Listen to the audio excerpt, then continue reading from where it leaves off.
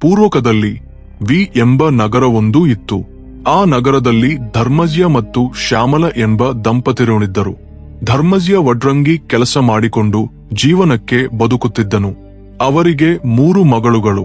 1 ವರ್ಷ ಕರಗುದುಂಬಿ ಬಂದು ಧರ್ಮಜ್ಯಗೆ ಕೆಲಸ ಸಿಗದೆ ಮನೆಯನ್ನು ನಡೆಸಲು ತುಂಬಾ ಕಷ್ಟಪಟ್ಟನು. ಮುಂದಿನ ವರ್ಷ ಕೂಡ ಕರಗು ದೇಶಾದ್ಯಂತ ಬೆರಗು ಮಂಚಿದ್ದು. ಜನರೆಲ್ಲರೂ ತಿನಡಿಗೆ ಗಿನಿ ಸಿಗದೆ ನಾನಾ ತೊಂದರೆಗಳನ್ನು ಎದುರಿಸಿದರು. ಧರ್ಮಜ್ಯನ ಸ್ಥಿತಿ ಮತ್ತಷ್ಟು ಭಯಾನಕವಾಗಿ ಇತ್ತು. ತಿನ್ನಲು 2 ಬಾರಿ ಉಂಗಾಳು ಸರಿಯಾಗಿ ಸಿಗದೆ ಮರಮರಲನ್ನು ಮುಖ್ಯ ಆಹಾರವಾಗಿ ಮಾಡಿಕೊಂಡು ಕಾಲ ಬಿಡಿಸುತ್ತಿದ್ದರು. ಆದರೂ ಈ ದಂಪತಿಯರಿಬ್ಬರೂ ಇಷ್ಟು ಕಷ್ಟಕಾಲದಲ್ಲೂ ಭಗವಂತನನ್ನು ಮರೆತಿರಲಿಲ್ಲ. ಅವರ ಮನೆಯಲ್ಲಿ ತಲೆತಲೆಗಳಿಂದ ಬಂದಿರುವ ಶ್ರೀ ಲಕ್ಷ್ಮೀನಾರಾಯಣರ ವಿಗ್ರಹವೊಂದು ಇತ್ತು.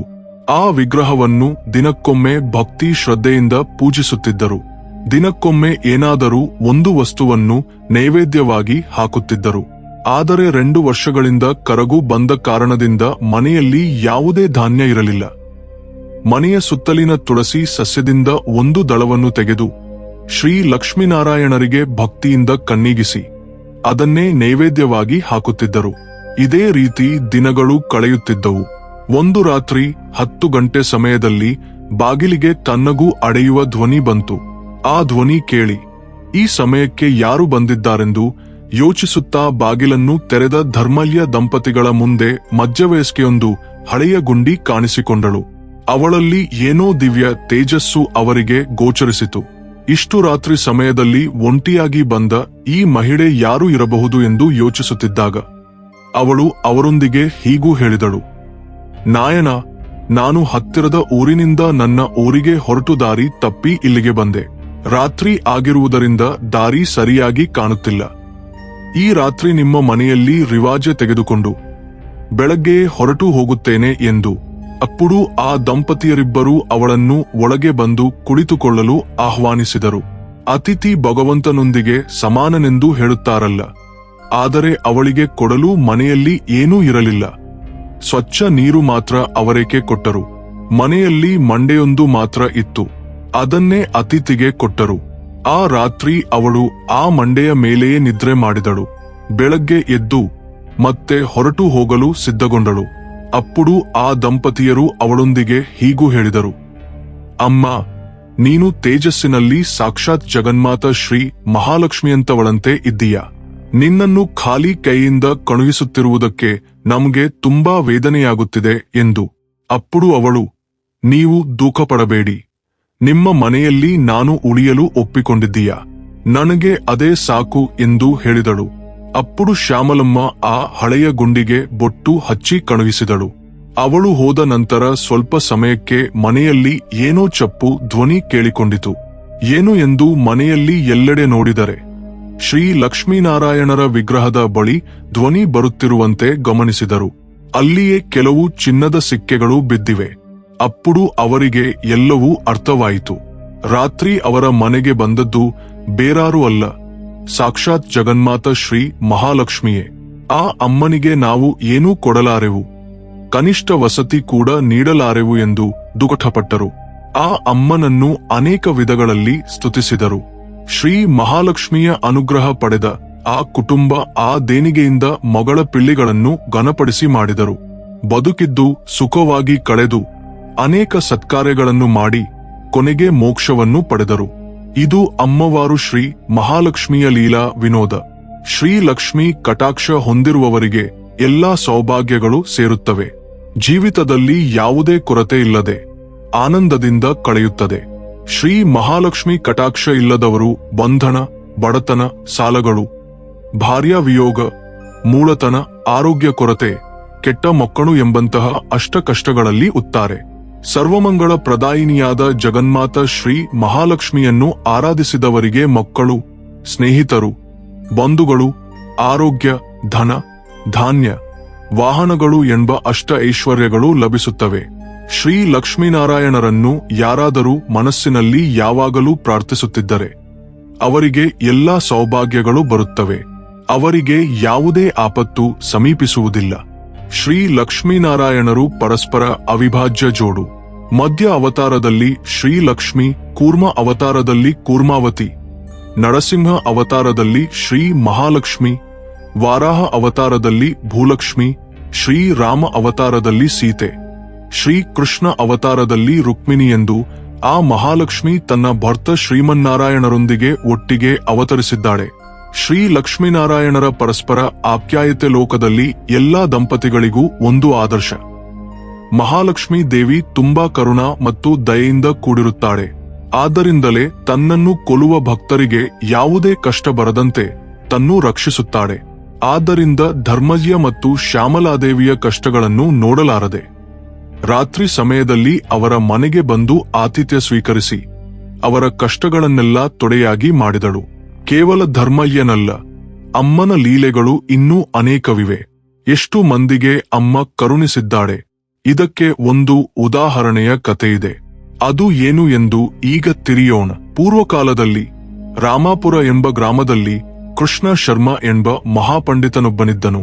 ಅವನು ಬ್ರಾಹ್ಮಣ ವೃತ್ತಿಯನ್ನು ಮಾಡುತ್ತಾ ಪ್ರತಿ ತಿಂಗಳು ಊರಿನ ದೇವಾಲಯದಲ್ಲಿ ಕಲ್ಯಾಣೋತ್ಸವ ನಡೆಸುತ್ತಿದ್ದನು. ಓರಿವರ ಕೊಡುವ ದಕ್ಷಿಣೆಗಳಿಂದ ಜೀವನ ಸುಗಮವಾಗಿ ಕಳೆಯುತ್ತಿತ್ತು. ಆದರೆ ಕೃಷ್ಣ ಶರ್ಮ ಪ್ರತಿದಿನ ಬೆಳಗ್ಗೆ 2 ಗಂಟೆಗಳ ಕಾಲ ಅನೇಕ ಸ್ತೋತ್ರಗಳನ್ನು ಪಠಿಸುತ್ತಿದ್ದನು. ಶ್ರೀ ಲಕ್ಷ್ಮೀನಾರಾಯಣರನ್ನು ನಿತ್ಯ ಶ್ರದ್ಧೆಯಿಂದ ಪೂಜಿಸುತ್ತಿದ್ದನು. ಅವನಿಗೆ 2 ಮಗಳುಗಳು. ಅವರ ಹೆಸರುಗಳು ವಿಜಯ ಮತ್ತು ವನಜ. ಕೆಲಕಾಲದ ನಂತರ ವಿಜಯ್ಗೆ ವಿವಾಹ ವಯಸ್ಸು ಬಂದು ವರನನ್ನು ಹುಡುಕಲು ಪ್ರಯತ್ನಗಳು ಆರಂಭವಾದವು. ಆದರೆ ರೊಚ್ಚ ಪ್ರಯತ್ನ ಮಾಡಿದರೂ ಒಳ್ಳೆಯ ಸಂಬಂಧ ಸಿಗಲು ಕಷ್ಟವಾಯಿತು. ಇದರಲ್ಲಿ ಒಂದು ದಿನ ಕೃಷ್ಣ ಶರ್ಮ ಗುಡಿಗೆ ಹೋಗಿ ಮನೆಗೆ ತಿರುಗಿ ಬರುತ್ತಿದ್ದಾಗ ಕಾಲಿಗೆ ಕಲ್ಲು ತಗ್ಗಿ ಕೆಳಗೆ ಬಿದ್ದು ಕಾಲು ಮುರಿದಿತು.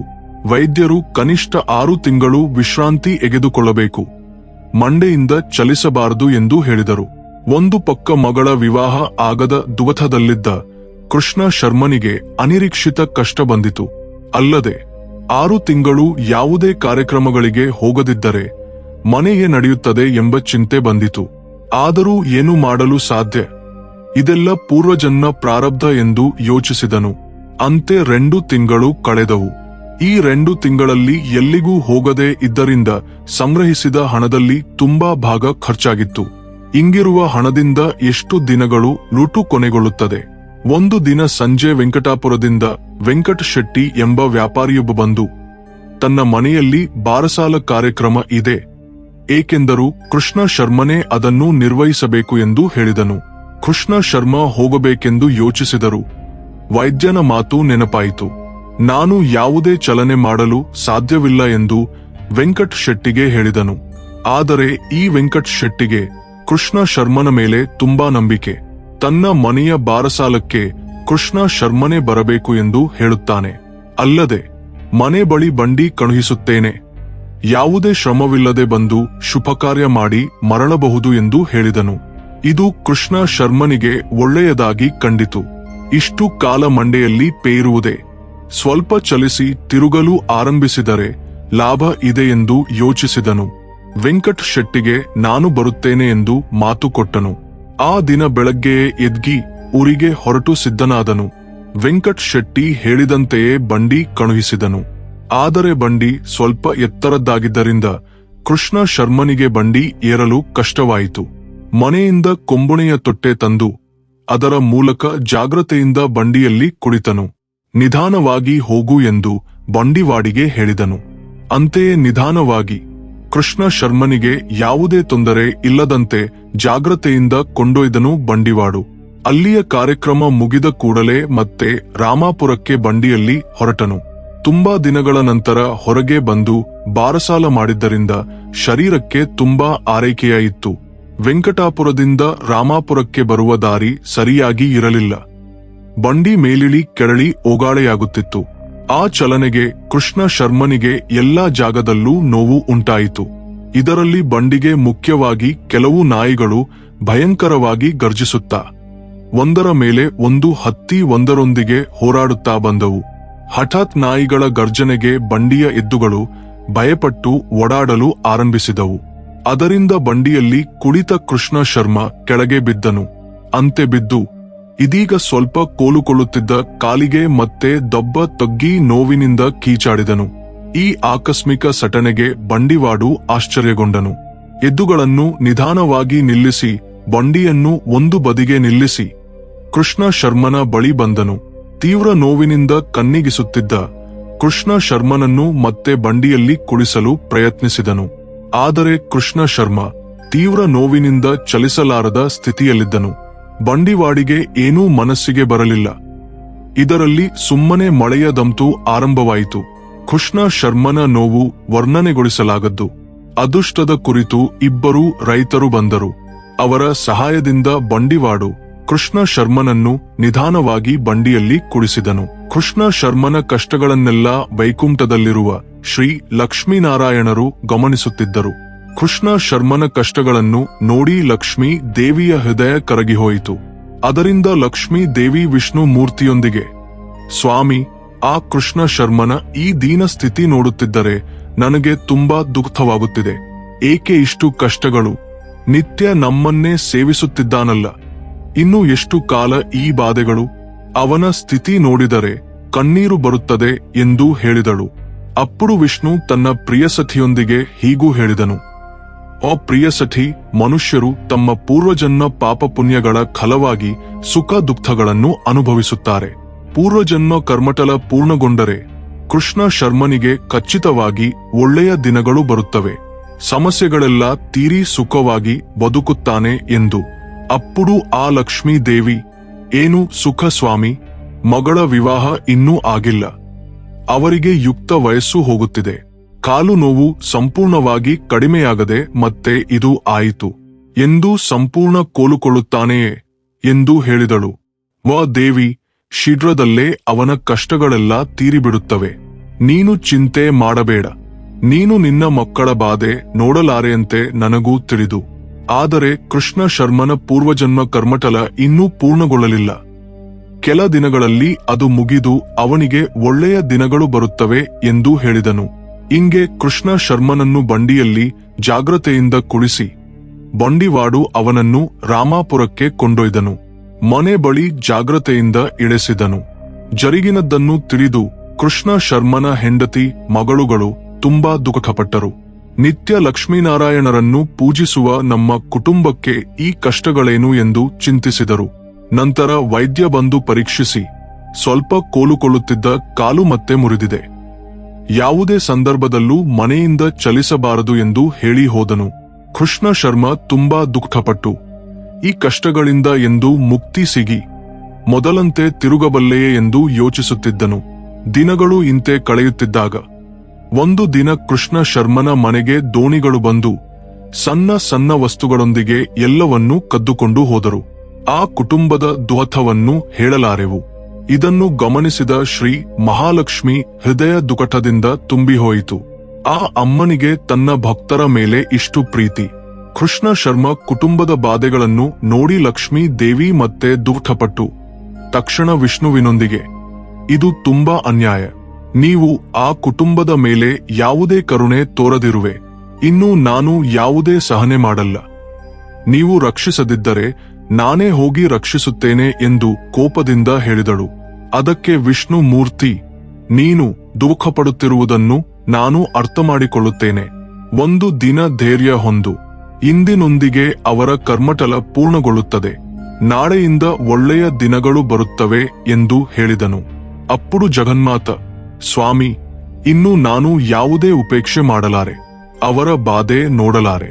ನೀನು ಹೇಳಿದಂತೆ ನಾಳೆ ಒಂದು ದಿನ ನೋಡುತ್ತೇನೆ. ಒಂದು ವೇಳೆ ಬಾಧೆ ಕಡಿಮೆಯಾಗದಿದ್ದರೆ ನಾನೇ ನಾಳೆ ಅವರ ಮನೆಗೆ ಹೋಗುತ್ತೇನೆ ಎಂದು ಹೇಳಿದಳು. ಆ ಮರುದಿನ ಆ ದೇಶದ ರಾಜನಿಂದ ಕೃಷ್ಣ ಶರ್ಮನಿಗೆ ಅಸ್ಥಾನ ಪಂಡಿತನಾಗಿ ನೇಮಕ ಮಾಡುವ ಆಹ್ವಾನ ಪತ್ರ ಬಂದಿತು. ಆ ನೇಮಕ ಪತ್ರವನ್ನು ತಂದ ಬಾಟುಗಳು ಅನೇಕ ಉಡುಗೊರೆಗಳನ್ನು ತಂದಿದ್ದರು. ಅವುಗಳನ್ನು ಕೃಷ್ಣ ಶರ್ಮನಿಗೆ ಕೊಟ್ಟರು. ಇವನ್ನು ನೋಡಿ ಆ ಕುಟುಂಬದ ಆನಂದಕ್ಕೆ ಅಂತಿಯಿಲ್ಲ. ಇಷ್ಟು ದಿನಗಳ ಕಷ್ಟಗಳು ತೀರಿದವು ಎಂದು ಸಂತೋಷಪಟ್ಟರು. ಶ್ರೀ ಲಕ್ಷ್ಮೀನಾರಾಯಣರನ್ನು ಅನೇಕ ವಿಧಗಳಲ್ಲಿ ಸ್ತುತಿಸಿದರು. ಅದರಿಂದ ಮಹಾಲಕ್ಷ್ಮಿಯು ತುಂಬಾ ಸಂತೋಷಪಟ್ಟಳು. ಕೆಲಕಾಲದ ನಂತರ ಆ ಕುಟುಂಬ ಆರ್ಥಿಕವಾಗಿ ಏರಿತು. ಕೃಷ್ಣ ಶರ್ಮ ಮಗಳ ಇಬ್ಬರ ವಿವಾಹವನ್ನು ಮಾಡಿದನು. ಕೃಷ್ಣ ಶರ್ಮ ದಂಪತಿಯರಿಬ್ಬರು ಬದುಕಿದ್ದು ಸುಖವಾಗಿ ಕಳೆದು ಕೊನೆಗೆ ಮೋಕ್ಷ ಪಡೆದರು. ಆದರೆ ಈ ಕತೆ ಶ್ರೀ ಮಹಾಲಕ್ಷ್ಮಿಯ ಹೃದಯ ಎಷ್ಟು ಕರುಣಾ ಕಟಾಕ್ಷಗಳಿಂದ ಕೂಡಿರುವುದನ್ನು ತೋರುತ್ತದೆ. ತನ್ನ ಭಕ್ತರು ಬಾಧೆಪಡುತ್ತಿದ್ದರೆ ನೋಡಲಾರದೆ ತನ್ನಿಗೆ ತುಂಬಾ ಇಷ್ಟವಾದ ವಿಷ್ಣು ಮೂರ್ತಿಯ ಮೇಲೂ ಕೋಪ ತಂದುಕೊಂಡಳು. ಸ್ಥಿತಿ ಮಿತಿಮೀರದಂತೆಯೇ ಅಮ್ಮನ ಕಡಲಿ ಬಂದಂತಹ ಕರುಣಾ ದಯೆಯ ಹೃದಯ ಶ್ರೀ ಮಹಾಲಕ್ಷ್ಮಿ ಅಮ್ಮನದ್ದು. ಭಕ್ತಿಯಿಂದ ಅಮ್ಮನನ್ನು ಕೊಲ್ಲುವವರಿಗೆ ಅಮ್ಮ ಕರುಣಿಸಿ ಲಕ್ಷ್ಮಿ ಕಟಾಕ್ಷ ನೀಡುತ್ತಾಳೆ. ಈ ವಿಡಿಯೋ ನಿಮ್ಗೆ ಇಷ್ಟವಾದರೆ ಲೈಕ್ ಮಾಡಿ, ಶೇರ್ ಮಾಡಿ. ಇಂತಹ ಇನ್ನಷ್ಟು ವಿಡಿಯೋಗಳಿಗಾಗಿ ಈ ಚಾನಲ್ ಸಬ್ಸ್ಕ್ರೈಬ್ ಮಾಡಿಕೊಂಡು ಬೆಲ್ ಐಕಾನ್ ಕ್ಲಿಕ್ ಮಾಡಿ. ಧನ್ಯವಾದಗಳು.